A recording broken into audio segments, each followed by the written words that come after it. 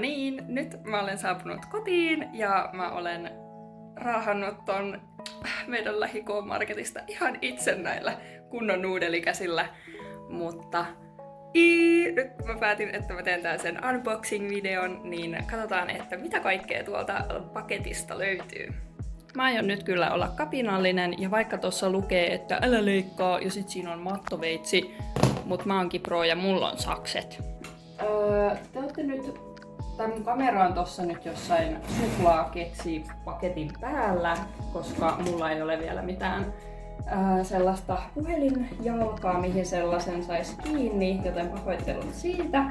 Ei tää on vähän todella vähän tänne tiukka. Niin. Ja sitten tää pitäisi nyt sit vielä saada tästä auki. Kato, sieltä avautui. Siirrän teidät hetkeksi tuohon.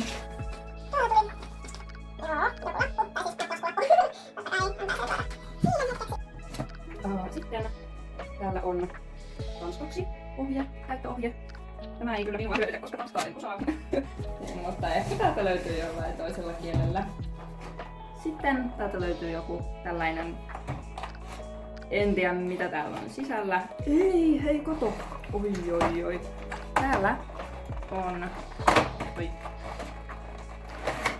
Täällä on lankoja. Odotas, mä otan tän täällä. Täällä on lankoja vaikka kuinka paljon ja ne on valmiiksi jo kans laitettu noihin puola-juttuihin. Ja toi on aika kiva. Mä en kyllä tarvii näin paljon eri värisiä juttuja, koska mulla on aika lailla vain pinkkiä ja sinistä ja sit valkoista. Mut ehkä johonkin toisiin projekteihin noi voi sopii. Ja sitten täällä on tämä itse kone. Näköhän minä saan tämän. Kato nyt kotia tälle.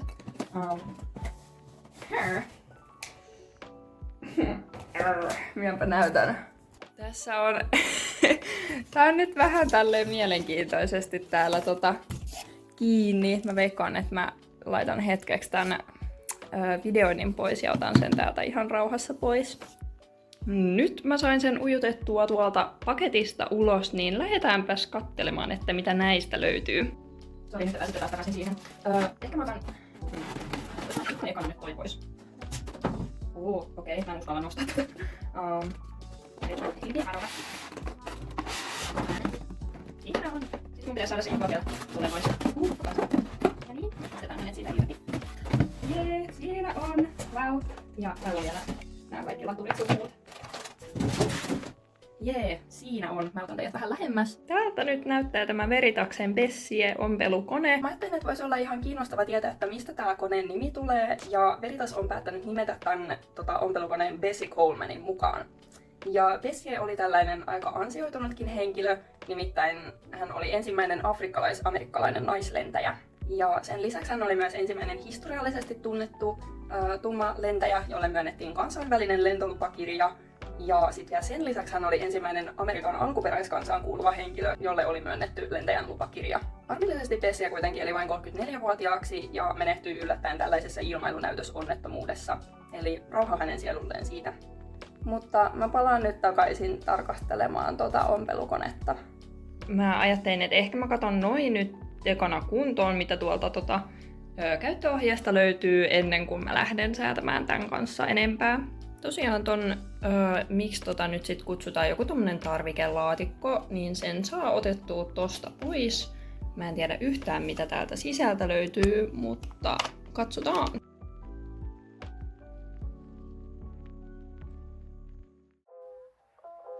Okei, ehkä mä nyt uskallan laittaa tän päälle, joten älä please räjähdä. Oi. Vau, jännittävä.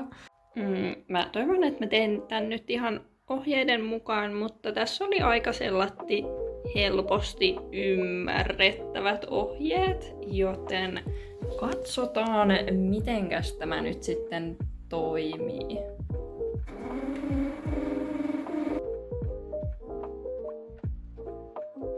Noin, siinä on nyt sitten ensimmäinen alalanka puolattuna. Nyt mä olen laittanut ton alalangan tonne suppulaan, tai miksi nyt ikinä kutsutaan. Ja tää on ensimmäinen kerta, kun mä käytän tällaista niin kuin päältäpäin täytettävää puolaa koteloa tai tätä, mihin toi laitetaan, niin ihan mielenkiintoista. Mutta tässä on vieressä tällainen hyvin selkeä niin kuin ohje, että miten toi lanka kuuluu asetella. Ja nyt se on toivottavasti ihan hyvin. Ja nyt mä olen saanut laitettua tämän ylälangan kanssa tästä koneesta läpi. Tää on ihan mielenkiintoista. Tässä on tällainen automaattinen langan asettelija, jos ei omat silmät niin kuin näe kovin hyvin tai ei riitä motoriikka tohon pujottamiseen, niin toi on ihan kätevä mun mielestä. Mutta nyt mä olen varmaan siinä vaiheessa, että mä voin testata tuohon kangaspalalle näitä ompeleita. Hei, mä tajusin just, että mullahan on valkoinen kangas ja valkoinen lanka, joten noi ompeleet ei näy hirveän hyvin. Mut mä vaihdan sen nopea mustaan, niin sitten voidaan tarkastella, että millaista jälkeä tulee. Okei, sori, mä otin sittenkin tällaisen hirvittävän oranssin, koska mä tiedän, että mä en todennäköisesti tule käyttämään ja se musta oli vähän semmonen, että mä en tiedä näkyykö siitä kuitenkaan niin hyvin, joten lähdetäänpäs tällä sitten testaamaan näitä.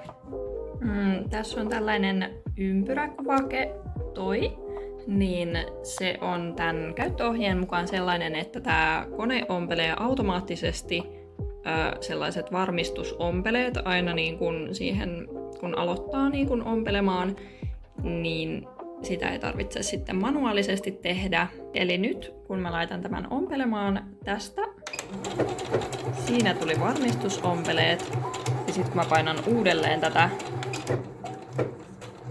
noin, niin se lopetti. Ja sitten kun painetaan tosta, ja nostetaan toi paininjalka, missä se on? Tossa. Niin, vautsi. Ihan kiva. Kivaa jälkeä. Sitten näistä napeista vaihdetaan näistä vaihtuu tää piston pituus ja tästä vaihtuu leveys, niin okei, tuossa on maksimi tälle suoralle ompeleelle. Okei, 0. En tiedä miten toi toimii, mutta toi on varmaan tommonen pienin. Ja sitten on suurin piston leveys 7. Ja tuossa kuuluu tuollaista ihme surinaa, niin se vaihtoo itekseen tää kone ton autossa näkyykin, se vaihtoo neulan paikkaa. Aika mielenkiintoisaa. Okei, ja tässäkin on toi 0. Pidetäänpäs se nyt. Mikäköhän, onko sit clear on varmaan. Okei, ei anna niitä perusjuttuja. Kiusallista. Ne oli varmaan jotkut tommoset noi oletusarvot. Ja tää on aika mielenkiintoista tässä koneessa, että tässä on tällainen memori- tai muistitoiminto.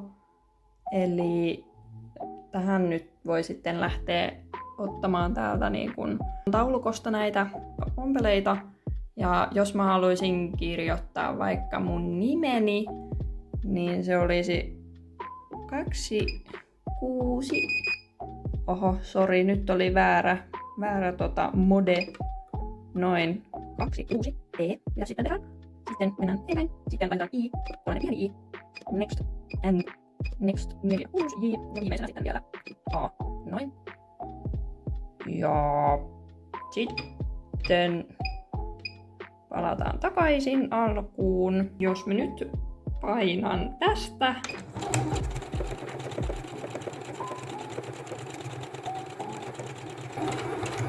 Tuossa näkyy, että missä numeron kohdalla se menee, tai ompeleen kohdalla.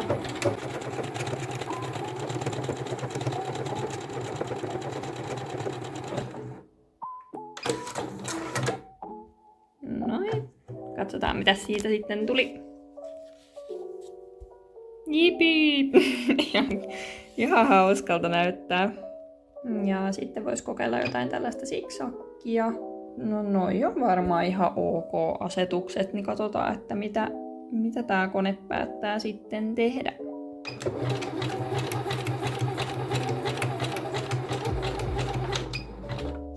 Noin. Siinä on vähäsen tollasia. Sit vois kokeilla vaikka vähän lyhyempää piston leveyttä. Katsotaan miltä siitä näyttää.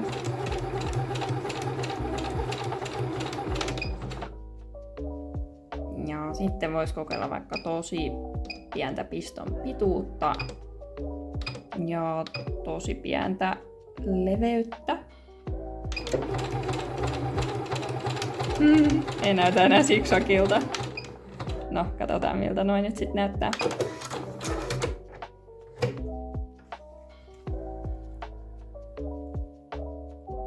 Aika hyviltä. Sitten mä testasin tehdä tällaisen kankaan reunan huolitteluompeleen. Mä tarvitsin siihen molemmat kädet, niin mä en nyt sitä voinut kuvata, mutta muuten ihan kivan näköinen. Mä testaan sitten vielä tätä toista tapaa ihan tuolla universaalilla painenjalalla.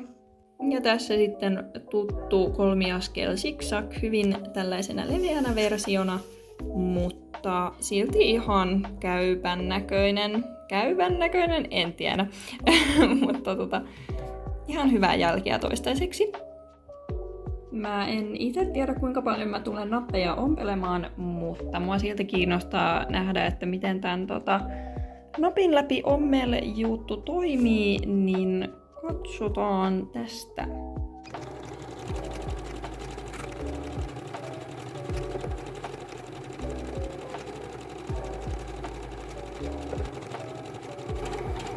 Tätä nopeutta voi kans vähän säätää.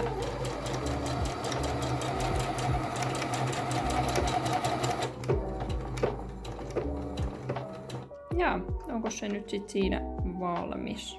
Katsotaan. Tässä oli nyt tää eka ommel, tai siis napin läpi ommel, jonka mä testasin. Sitten mä kiristin, täällä on tällainen ruuvi.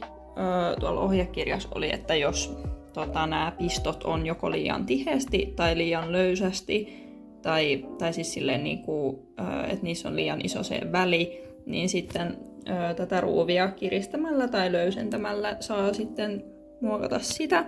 Ja tässä oli toi toinen yritys, mä olin ihan vähän sen löysentänyt sitä. Ja sitten tässä oli toi uusin, eli noita saa kuitenkin ihan hyvin vielä kustomoitua.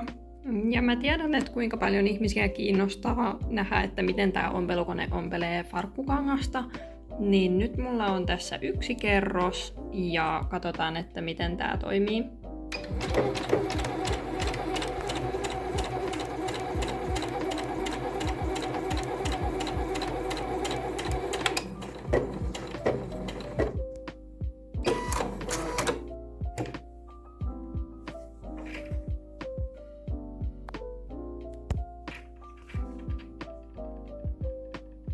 Ja nyt mulla on 2 kerrosta farkkukangasta, niin katsotaan miten tää nyt ompelee.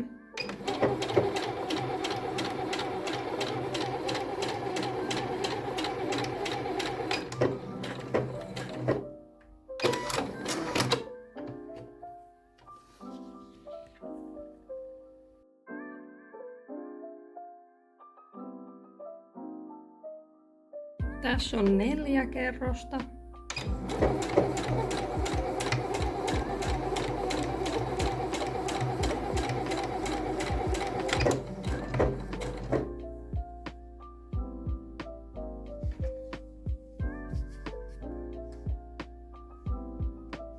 Tässä on 6 kerrosta.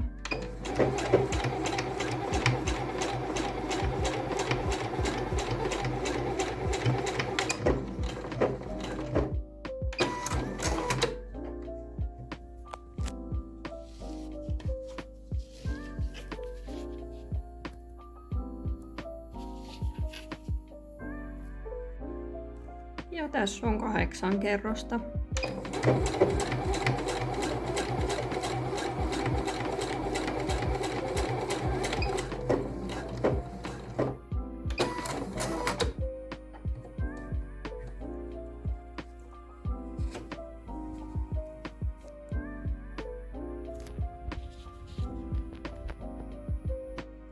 Kaiken kaikkiaan tämän ensimmäisen testikerran jälkeen niin mulle jäi kyllä tosi silleen positiivinen fiilis tästä koneesta. Ja mä veikkaan, että mulla tulee olemaan kyllä ihan hauskaa sitten noita seuraavia projekteja tehdessä. Niin tämän perusteella mä uskaltaisin suositella kyllä tätä Bessie-konetta niille, ketkä tätä ehkä miettii.